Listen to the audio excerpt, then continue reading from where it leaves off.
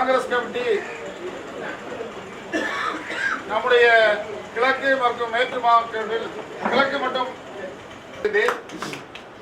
அடுத்ததாக இளைஞர் காங்கிரஸை சார்ந்த அறுவை தம்பி இதை நான் அங்கேயும் செல்ல வேண்டும். அடுத்த ஞாயிற்றுக்கிழமை அந்த கூட்டத்தை நம்முடைய சட்டமன்ற உறுப்பினர்களிடம் கூட்டுடைய தமிழ்ச்செல்வன் அவர்களை மோகன் குமார்ராஜ் அவர்களை அதோடு நமக்கு ஏற்கனவே இருக்கின்ற பொறுப்பாளர்கள், வட்டார தலைவர்கள், முக்கிய நபர்கள் எல்லோரும் இங்கே வருகிறது. உங்கள் ஒருவரையும் வரவேற்று இந்த பணி மிக முக்கியமான பணி. இதை நீங்கள் முன்னின்று செயல்படுத்தி அதை கொடுத்திருப்போம். தேவைப்பட்டால் நீங்களும் அதை பிரிண்ட் அவுட் எடுக்கலாம். இல்லை உங்களுடைய வாட்ஸ்அப்புக்கு அனுப்ப வேண்டும் என்றாலும் அனுப்பி கொள்ளலாம். அதை அவர்கள் முடிவு செய்யட்டும். அவர்களிடத்தில் நான் அந்த இதை கொடுத்து விடுகின்றேன். கொடுத்து இந்த பணியை சிறப்பாக செய்ய வேண்டும்.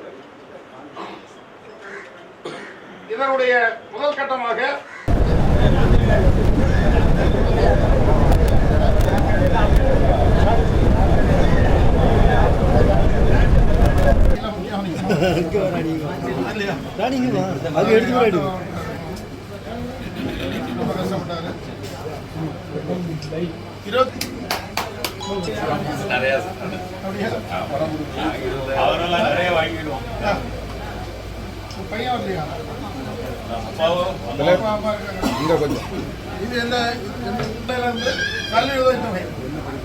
இது படிப்பு வந்து மெட்ரிகுலேஷன் அதில் வந்து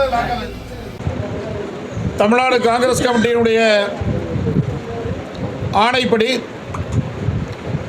தமிழ்நாடு காங்கிரஸ் கமிட்டியால் நியமிக்கப்பட்ட கிராம காங்கிரஸ் கமிட்டி அமைப்பதற்கான குழு இன்றைய தினம் கூடியது.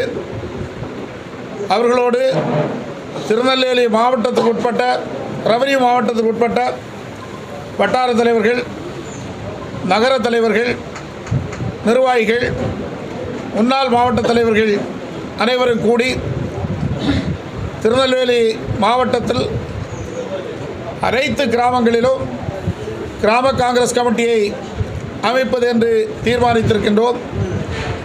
எனவே திருநெல்வேலி மாவட்டத்தை பொறுத்தவரையிலும் கிராம காங்கிரஸ் கமிட்டி இல்லாத கிராமமே இல்லை என்கின்ற நிலைமை அடுத்த சில வாரங்களுக்குள்ளால் ஏற்படும் என்பதை நான் மகிழ்ச்சியோடு தெரிவித்துக் கொள்கின்றேன். அந்த பணியில் காங்கிரஸ் கட்சியுடைய நிர்வாகிகள், தலைவர்கள் மிகவும் ஆர்வம் காட்டியிருக்கின்றார்கள். அதற்கான கூட்டம் இன்றைய தினம் கூடியிருக்கின்றது.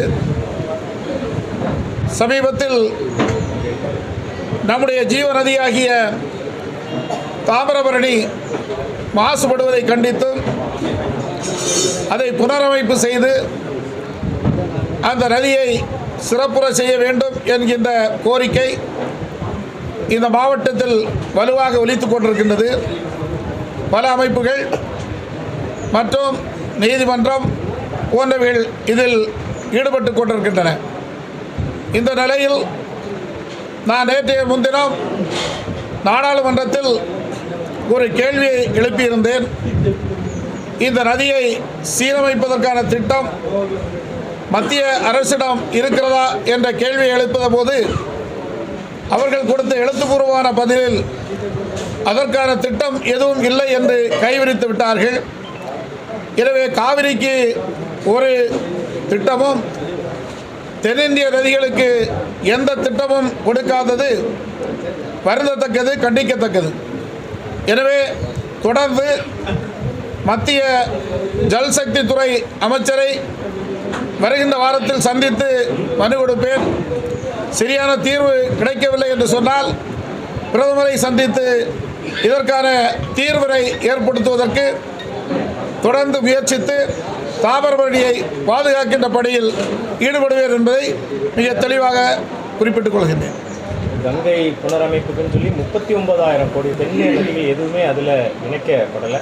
அதை ஸ்பெசிஃபிக்காக குறிப்பிட்டும் நீங்கள் கேள்வியை எழுப்பியிருந்தீங்க. பிரதமரை இது குறித்து சந்திக்க ஆயத்தமாக இருக்கதா சொன்னீங்க. அதான் வட இந்திய நதிகளுக்கு சுமார் 40,000 கோடி, கொஞ்சம் 40,000 கோடி ஒதுக்கி இருக்கின்றார்கள். நம்முடைய தாமிரபரணியை சரி செய்ய வேண்டும் என்று சொன்னால் ஒரு 1000 அல்லது 1500 கோடி இருந்தால் 128 கிலோமீட்டர் உள்ள தாமிரபரணியை சரி செய்ய முடியும். அதற்கு அவர்கள் இதுவரையிலும் இசைவு தெரிவிக்கவில்லை. எனவே உடனடியாக அதற்கான நடவடிக்கைகளை ஜல்சக்தி துறை எடுக்கவில்லை என்று சொன்னால் பிரதமரை சந்திப்பேன். இது குறித்து நம்ம காங்கிரஸ் சார்பில் எதுவும் போராட்டம் எதுவும் நடத்துகிற ஐடியா இல்லை, அதுவரை அறிவிக்கல. பிரதமரை சந்தித்ததற்கு பின்னால் நாங்கள் தலைவர்கள் கூடி அதற்கான முடிவெடுப்போம்.